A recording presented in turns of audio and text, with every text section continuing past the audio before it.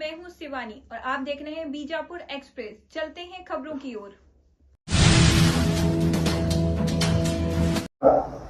ಸುದ್ದಿ ಮಾಧ್ಯಮ ಮಿತ್ರರಿಗೂ ಹಾಗೂ ಎಲೆಕ್ಟ್ರಾನಿಕ್ ಮಾಧ್ಯಮ ಮಿತ್ರರಿಗೂ ಕರ್ನಾಟಕ ರಾಜ್ಯ ಬೋವಿಗೌಡರ ಮಹಾಸಭಾದ ರಾಜ್ಯ ಉಪಾಧ್ಯಕ್ಷರಾದ ನಾನು ಪಂಪಣ್ಣ ಐಎ ವಿಜಯಪಂಪ ನಿಮ್ಮೆಲ್ಲರಿಗೂ ನಾನು ಸ್ವಾಗತ ಬಯಸುತ್ತಾ ನಿಮಗೆ ಧನ್ಯವಾದ ಹೇಳ್ತೀನಿ.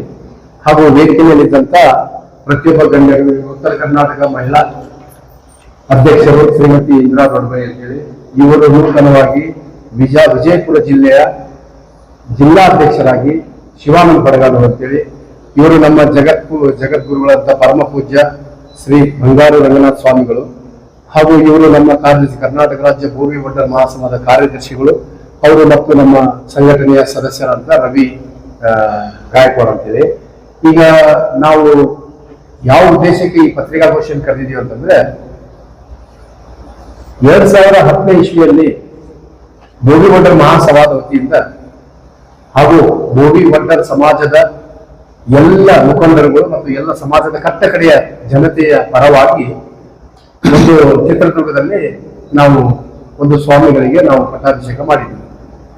ಸುಮಾರು 2010ರಿಂದ ಇಲ್ಲಿಯವರೆಗೆ ಸಮಾಜದ ಏಳಿಗೆಗಾಗಿ, ಸಮಾಜದ ಒಳಿತಿಗಾಗಿ, ಸಮಾಜದ ಒಗ್ಗಟ್ಟಿಗಾಗಿ ಹಾಗೂ ಸಮಾಜಕ್ಕೆ ಬರಬೇಕಾದಂತ ಸಾಮಾಜಿಕ ನ್ಯಾಯ ಸಿಗಬೇಕಂತ ಸಾಮಾಜಿಕ ನ್ಯಾಯಕ್ಕಾಗಿ ಎಲ್ಲಿಯೂ ಕೂಡ ದೃಢವಾಗಿ ಮತ್ತು ದಿಟ್ಟವಾಗಿ ಹೋರಾಟ ಮಾಡದೇ ಕಾರಣ ಇವತ್ತು ನಮ್ಮ ಸಮಾಜ, ತಮ್ಮೆಲ್ಲರಿಗೂ ಗೊತ್ತಿದೆ, ಮಾಧ್ಯಮ ಮಿತ್ರರಿಗೆ ಈ ಕೆಳಕದಿರು ಮತ್ತು ಕ್ರಿಮಿ ಲೇಯರ್ ಮತ್ತು ಒಳ ಮೀಸಲಾತಿ ಎಂಬ ಈ ಘಟನೆಯಲ್ಲಿ ಸದಾಶಿವ ಆಯೋಗದ ವರದಿಯಲ್ಲಿ ನಮ್ಮ ಸಮಾಜಕ್ಕೆ ಅತ್ಯಂತವಾಗಿ ಭಾರಿ ಒತ್ತು ಬಿದ್ದಿದೆ. ನಮ್ಮ ಸಮಾಜಕ್ಕೆ ಸುಮಾರು 53ರಿಂದ 58 ಸಮಾಜವನ್ನು ಸೇರಿಸಿ 4.5% ನಮಗೆ ಒಳ ಮೀಸಲಾತಿ ಕೊಟ್ಟಿದ್ದಾರೆ.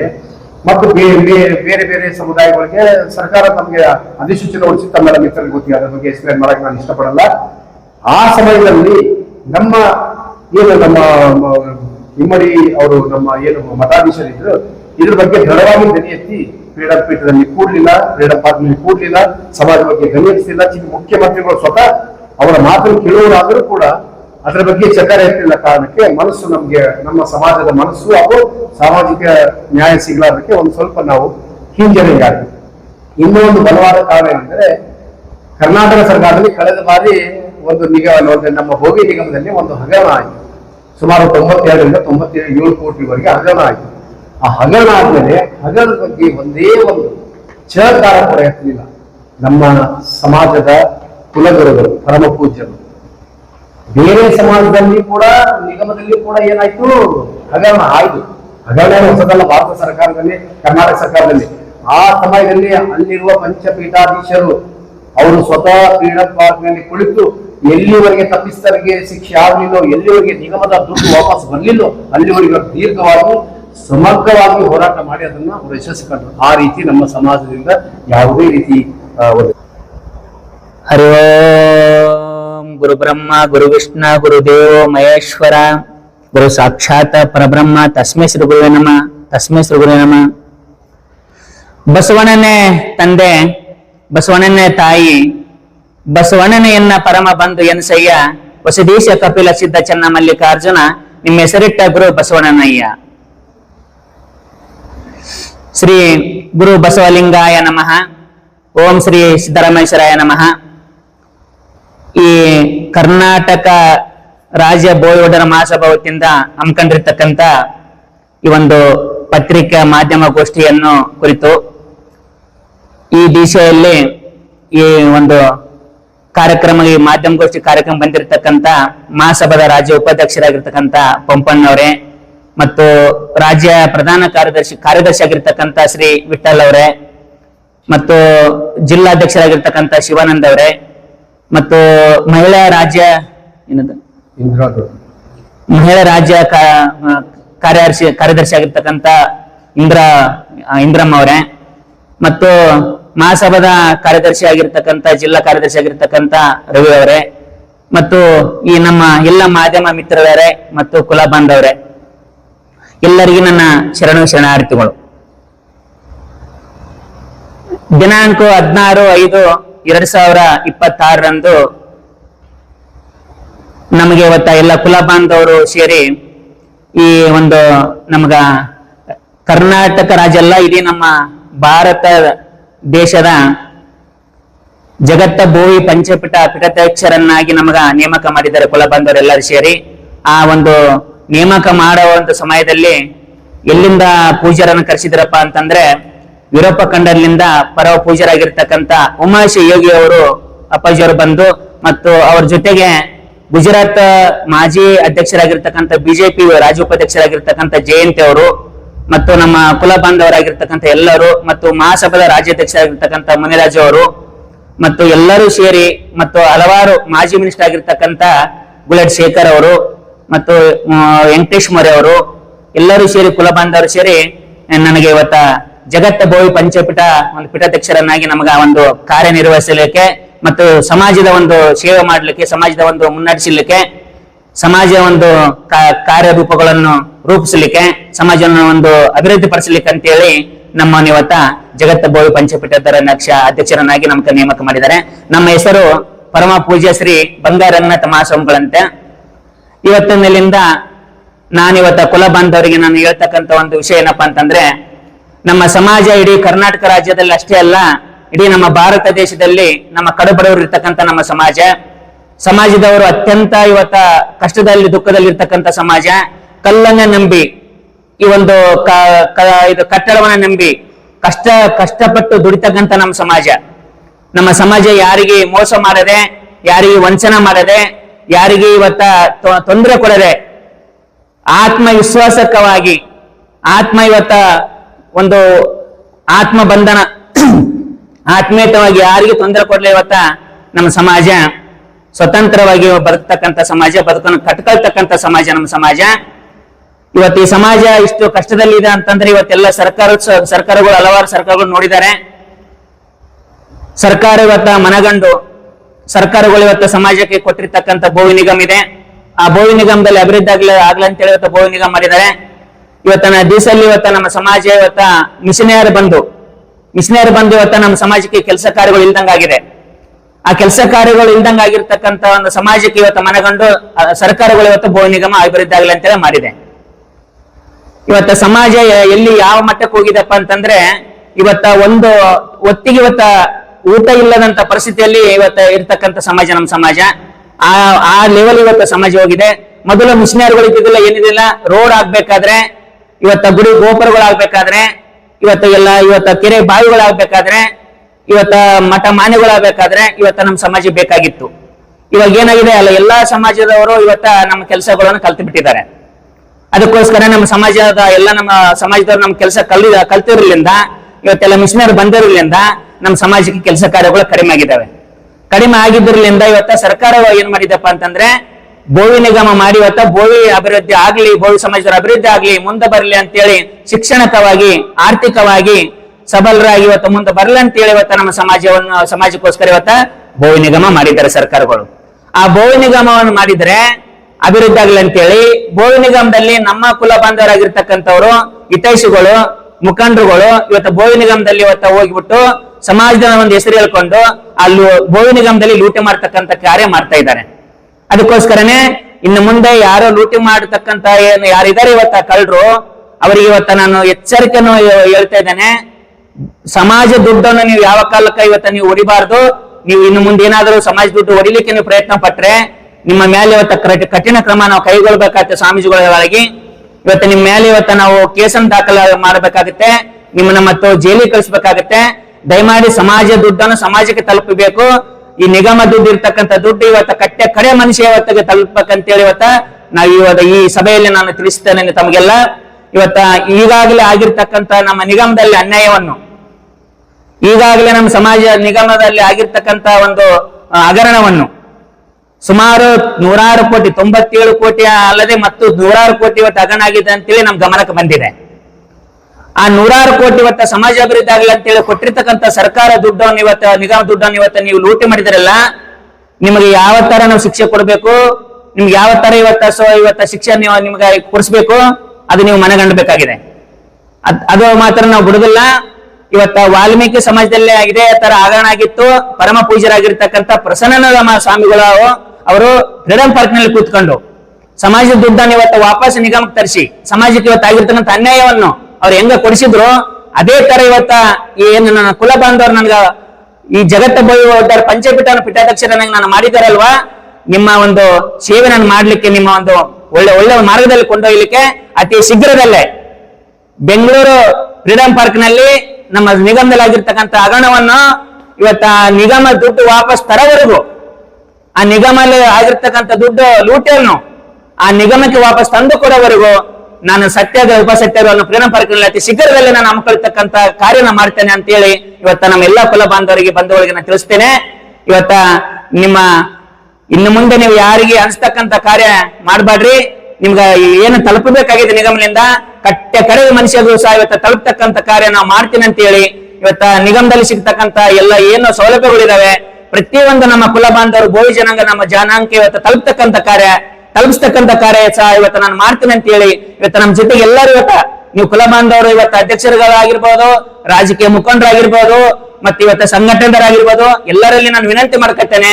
ಇವತ್ತೆಲ್ಲರೂ ನನ್ನ ಜೊತೆಗೆ ನೀವಿದ್ದರೆ, ಕುಲ ಬಾಂಧವರು ಎಲ್ಲರೂ ನನ್ನ ಜೊತೆಗಿದ್ದರೆ ಇವತ್ತು ಈ ತರ ಮುಂದೆ ನಮ್ಮ ಸಮಾಜಕ್ಕೆ ಅನ್ಯಾಯ ಆಗ್ಲಾರ್ತಕ್ಕಂಥ ಕಾರ್ಯ, ಸಮಾಜಕ್ಕೆ ಇವತ್ತ ಮೋಸ ಆಗ್ಲಾರ್ತಕ್ಕಂಥ ಕಾರ್ಯ ಎಲ್ಲರ ಜೊತೆಗೆ ನಾನು ಇವತ್ತ ಸಮಾಜಕ್ಕೆ ಇವತ್ತ ನ್ಯಾಯ ಕೊಡಿಸ್ತಕ್ಕಂಥ ಕಾರ್ಯ, ಸಮಾಜವನ್ನು ಮುಂದೆ ಅಭಿವೃದ್ಧಿ ಪಡಿಸ್ತಕ್ಕಂಥ ಕಾರ್ಯ ನಾನು ಮಾಡ್ತೇನೆ ಅಂತ ಹೇಳಿ ಸಮಾಜನ ಮುಂದೆ ಅಭಿವೃದ್ಧಿಗೆ ಇವತ್ತ ಕೊಂಡೊಯ್ತಕ್ಕಂಥದ್ದ ಕಾರ್ಯ ಮಾಡ್ತೇನೆ ಅಂತ ಹೇಳಿ ಈ ಒಂದು ಮಾಧ್ಯಮ ಗೋಷ್ಠಿಯಲ್ಲಿ ಇವತ್ತ ಎಲ್ಲರೂ ಇವತ್ತ ನಾನು ತಿಳಿಸ್ತಕ್ಕಂಥ ಮಾತುಗಳನ್ನು ತಿಳಿಸ್ತಾ ಇದ್ದೇನೆ. ಇವತ್ತ ನನಗ ಈ ಮಾಧ್ಯಮ ಗೋಷ್ಠಿಯಲ್ಲಿ ಇವತ್ತ ನನ್ನ ಸುಕುಲ ಬಾಂಧವರು ಎಲ್ಲರೂ ಕರೆಸಿ ಮತ್ತು ಮಾಧ್ಯಮ ಮಿತ್ರರು ಇವತ್ತ ನನಗ ಇಷ್ಟೆಲ್ಲ ನನಗೆ ಅನುಕೂಲತೆ ಮಾಡಿಕೊಟ್ಟ ನಾ ಮಾತಾಡ್ಲಿಕ್ಕೆ ಆಶೀರ್ವಚನೆ ಮಾಡ್ಲಿಕ್ಕೆ ಅನುಕೂಲತೆ ಮಾಡಿಕೊಟ್ಟಿರ್ತಕ್ಕಂಥ ಎಲ್ಲರಿಗೆ ನಾನು ಅನಂತ ಶರಣಾರ್ಥಿಗಳನ್ನು ಹೇಳಿ ನನ್ನ ಮಾತುಗಳನ್ನು ನಾನು ಮುಗಿಸ್ತಾ ಇಸ್ತೇನೆ. ಜೈ ಸಿದ್ದರಾಮೇಶ್ವರ. ಕರ್ನಾಟಕ ಭೋವಿ ವಡ್ಡರ್ ಮಹಾಸಭಾ ಪ್ರಧಾನ ಕಾರ್ಯದರ್ಶಿಯಾಗಿ ಕಾರ್ಯನಿರ್ವಹಿಸ್ತಾ ಇದ್ದೀನಿ. ಮತ್ತು ಈಗ ನಮ್ಮ ಸಮಾಜ ಬಹಳ ಹಿಂದುಳಿದ ಸಮಾಜ, ಮತ್ತು ಹಾಗಾಗಿ ಏನಾಗಿದೆ ಅಂದ್ರೆ ಈಗಿನ ಪರಿಸ್ಥಿತಿ ಏನಂದ್ರೆ ನಮ್ಮ ಜಗದ್ಗುರುಗಳಂತಹ ಶ್ರೀ ಬಂಗಾರು ರಂಗನಾಥ ಸ್ವಾಮೀಜಿಗಳು ಇವತ್ತು ಇಡೀ ರಾಜ್ಯ ಸುತ್ತಾಗತ್ತಾರ. ಪ್ರತಿಯೊಂದನ್ನ ಯಾರು ಬಡತನ ಎಲ್ಲಿ ಜಾಸ್ತಿ ಐತಿ ಅಲ್ಲಿ ಹೋಗಿ ಭೇಟಿಯಾಗಿ ನಿಮ್ಮ ಸಮಸ್ಯೆಗಳು ಕೇಳಕತ್ತಾರ. ಇವತ್ತು ನಮಗ ಇಂಥ ಸ್ವಾಮೀಜಿಗಳ ಅವಶ್ಯಕತೆ ಬಹಳ ಇದೆ. ನಮ್ಗೆ ನಮ್ಮ ಸಮಾಜಕ್ಕೆ ಯಾಕೆ ಅವಶ್ಯಕತೆ ಐತಂದ್ರ ಪ್ರತಿಯೊಂದನ್ನ ಈಗ ಇವತ್ತು ನೋಡ್ರಿ, ಏನೋ ಒಂದು ಸಮಸ್ಯೆ, ಒಂದೇ ಕಟ್ಟಳಿಕೆಯಲ್ಲೇ ಒಂದು ಸಮಸ್ಯೆ ಆಗಿತ್ತು.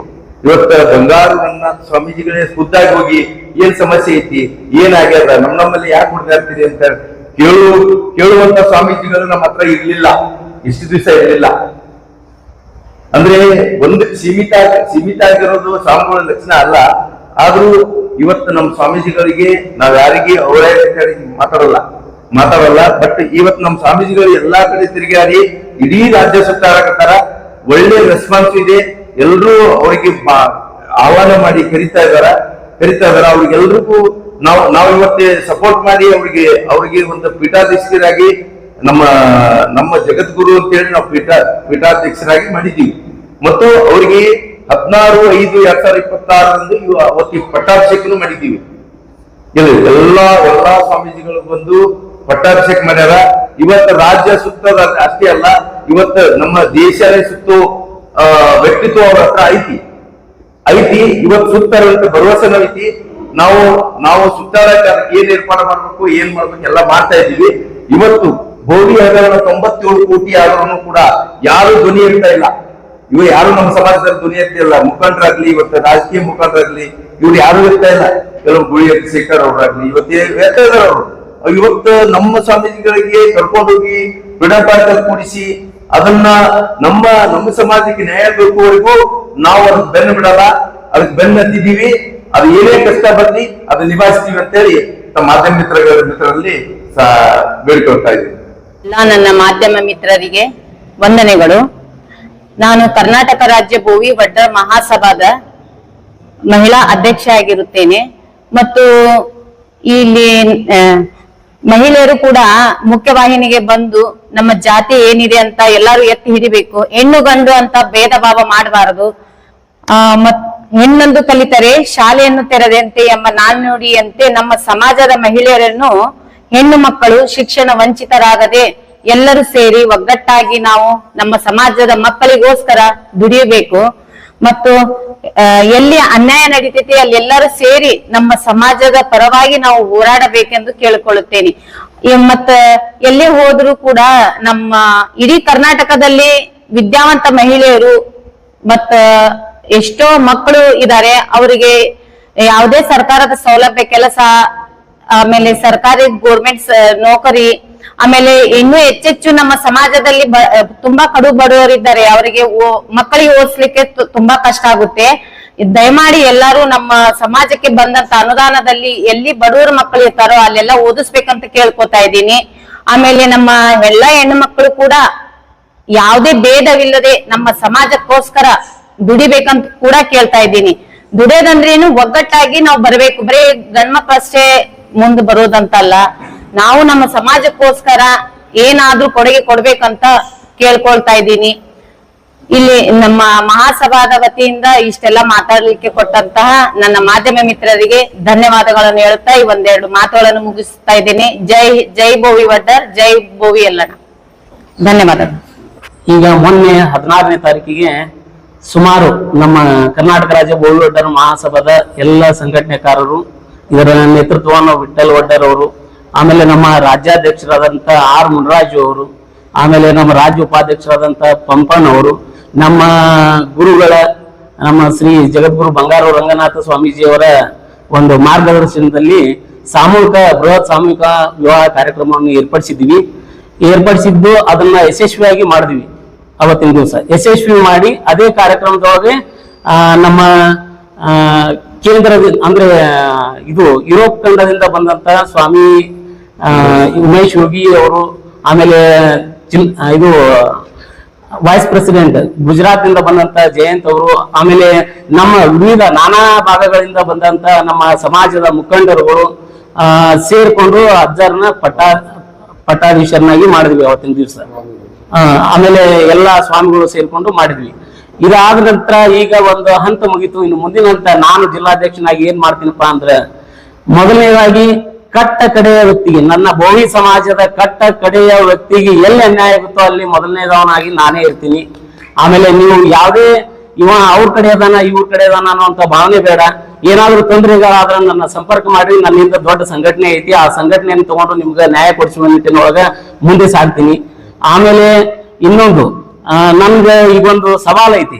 ಏನ್ ಸವಾಲ್ ಅಂದ್ರೆ, ನನ್ನ ಸಮಾಜದಲ್ಲಿ ಸಣ್ಣ ಪುಟ್ಟ ಒಳಜಗಳದಾವಲ್ಲ, ಅವಕ್ಕನ್ನ ಅವ್ರ ಹಿರಿಯರ ಹತ್ರ ನಾನೇ ಕೈ ಮುಗಿದು ಬಗೆಹರಿಸಿಕೊಂಡು ಎಲ್ಲ ಹಿರಿಯರನ್ನು ನಮ್ಮ ಬಿಜಾಪುರ ಜಿಲ್ಲೆದು ಮೊದಲು ಮನೆಗೆದ್ದು ಮಾರ್ಗಿದೆ ಅಂತಾರೆ. ಅದಕ್ಕೆ ನಮ್ಮ ಜಿಲ್ಲೆಯಲ್ಲಿ ಇರ್ತಕ್ಕಂಥ ಎಲ್ಲ ತಾಲೂಕಿನಲ್ಲಿ ಸಂಚಾರ ಮಾಡಿ ಅಥವಾ ಅವ್ರನ್ನ ಸಂಪರ್ಕಕ್ಕೆ ತಗೊಂಡು ಅಲ್ಲಿ ಎಲ್ಲ ಸಮಾಜದ ಹಿರಿಯರಿಗೆ ಕೈ ಮುಗಿದು ನಮ್ಮ ಒಳಜಗಳನ್ನ ಬಿಟ್ಟು ನಾವು ಸಂಘಟಿತರಾಗಿ ನಾವು ಮುಂದಿನ ಅಭಿವೃದ್ಧಿಯತ್ತ ಹೆಜ್ಜೆ ಇಡೋಣ ಅಂತ ಅವ್ರನ್ನ ಮನವರಿಕೆ ಮಾಡಿ, ಮುಂದಿನ ದಿನಮಾನಗಳಲ್ಲಿ ನಮ್ಮ ಬೋವಿ ಸಮಾಜದ ಕರ್ನಾಟಕ ರಾಜ್ಯ ಬೋವಿ ವಡ್ಡರ ಮಹಾಸಭಾ ಅಂದ್ರೆ ಒಂದು ಬಲಿಷ್ಠವಾದ ಒಂದು ಸಂಘಟನೆಯಾಗಿ ಜಿಲ್ಲೆಯಿಂದ ತೋರಿಸ್ತೀನಿ ಅಂತ ಹೇಳ್ತಾ ಎಲ್ಲ ಪತ್ರಿಕಾ ಮಾಧ್ಯಮದವರಿಗೆ ಧನ್ಯವಾದ ಹೇಳ್ತೀನಿ. ಇಲ್ಲಿ ಮಾತಾಡ್ಲಿಕ್ಕೆ ಅವಕಾಶ ಮಾಡಿಕೊಟ್ಟಿರ್ಬೋದು.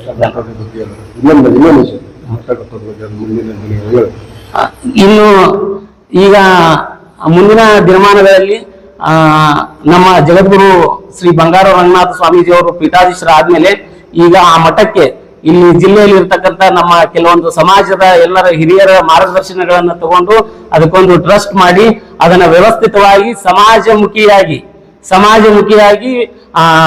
ಏನು ನನ್ನ ಸಮಾಜಕ್ಕೆ ಏನ ಆ ಮಠದಿಂದ ಒಳಿತಾಗಬೇಕು, ಸಹಾಯ ಸಹಕಾರ ಆಗ್ಬೇಕು, ಆ ನಿಟ್ಟಿನೊಳಗೆ ನಾವು ಮುಂದಿನ ಹೆಜ್ಜೆಯನ್ನ ದಿಟ್ಟವಾಗಿ ಇಡ್ತೀವಿ ಅಂತ ಹೇಳಕ್ಕೆ ಬಯಸ್ತೀನಿ. ಎಲ್ಲರಿಗೂ ಧನ್ಯವಾದಗಳು.